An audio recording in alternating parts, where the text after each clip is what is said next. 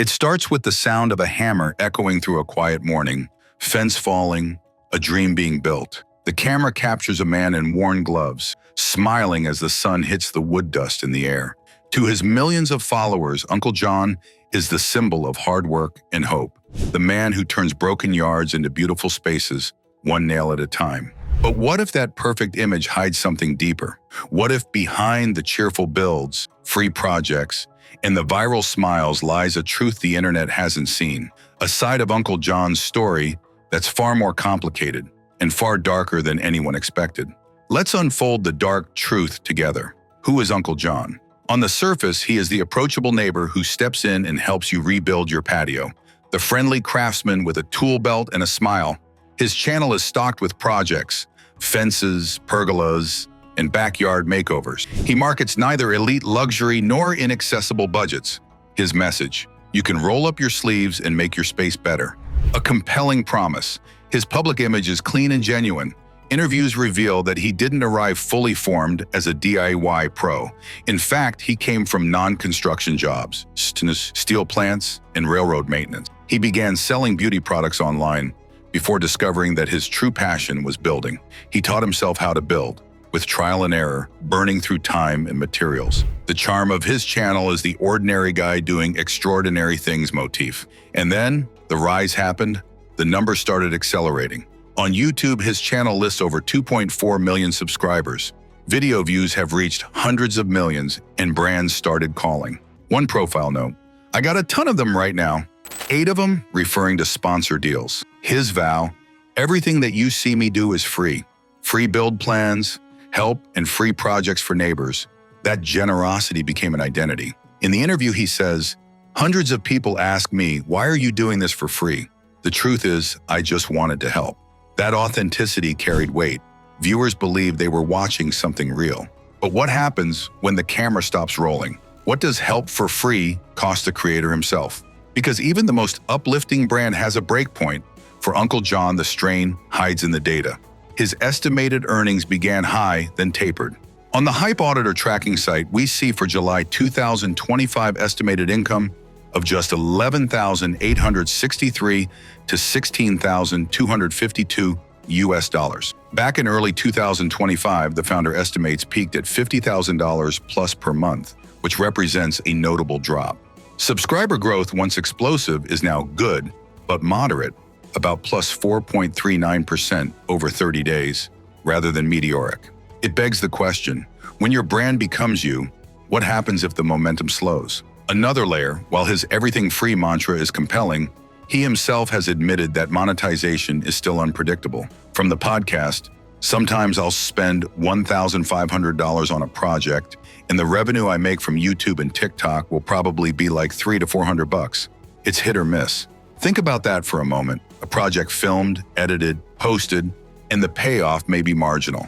The audience sees the finished product. They don't see the overnight edits, motor running, film crew prepping, and the time spent pulling boards at 7 a.m.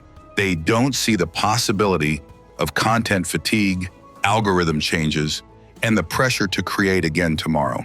You watch the transformation in 5 minutes, but how many hours went into filming the transformation you saw? The truth behind his rise is that sustainable creator economy is messy. YouTube views may drop, the algorithm changes. The free build becomes less viral and more routine. The creator must pivot, reinvent, or risk fading. There is no major public scandal associated with Uncle Jhonn, no headline exposing fraud or record of personal tragedy widely reported. Instead, the hard reality or hidden cost is quieter: the cost of authenticity, the cost of scaling help, and the cost of identity. For example, his brand identity depends on giving back, helping neighbors, donating tools, making build plans free. That generosity raises its own pressure. He says he's hiring people now to help organize the influx of brand deals and calls for help. What happens when the system built to give becomes itself a heavy burden? When being the guy who gives for free becomes a job rather than a passion? He hints at it. From the outside looking in, the majority of people, they're still questioning a lot. For me, I just got out of it. I question myself a lot, where it's gone and who I am. There lies the evolution from community builder to brand manager. and that shift can be destabilizing. In the aftermath of his rapid rise, Uncle Jhonn is in a moment of transition.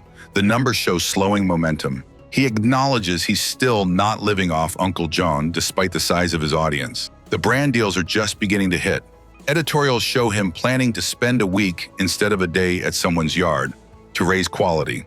The desire to scale is being weighed against the desire to stay real. Meanwhile, the public sees the output: slick videos, transformations, and smiles. What they don't see is the engine turning behind the scenes. Another interesting twist: his growth trajectory suggests that viewers believe the overnight success narrative, the fence for the neighbor that got 6 million views in 1 week. But that overnight success only occurred because of months of silent groundwork. The discrepancy between the polished video and the unseen labor can warp audience expectations. Viewers might think the transformation took an afternoon. In reality, the creator may have spent days prepping, filming, and editing. This bridges into the tension between creator image and human life. On camera, he is always upbeat, capable, and always delivering. Off camera, he has admitted, "You come back and you can't look at a video 6 hours after posting it and just say, 'Oh, this is doing good or doing bad.' It takes a few days. You're just watching your phone getting depressed." The mental load of creator life is a real thread in his story, even if not emblazoned with tragedy. This doesn't make it less real. It makes it relatable. And that's where the human layer is. Uncle Jhonn's original allure was that he was one of us, the average guy with tools, sweat, and dreams. He helped neighbors stop charging for some builds because he believed in giving. He built a community around doing it yourself. But as the view counts climbed, the workload did too. The algorithms demanded consistency. The audience expected the transformation narrative. The brand deals arrived and the spreadsheet of income and expense emerged. And now the challenge consciously faced: how to grow while remaining genuine, how to give while staying solvent. He is navigating that territory. Imagine walking up to a porch you built free of charge, and behind you is a camera, a brand deal, an edit suite, and a follower's count. The authenticity gets tinged with performance. It's not necessarily bad, it's just real.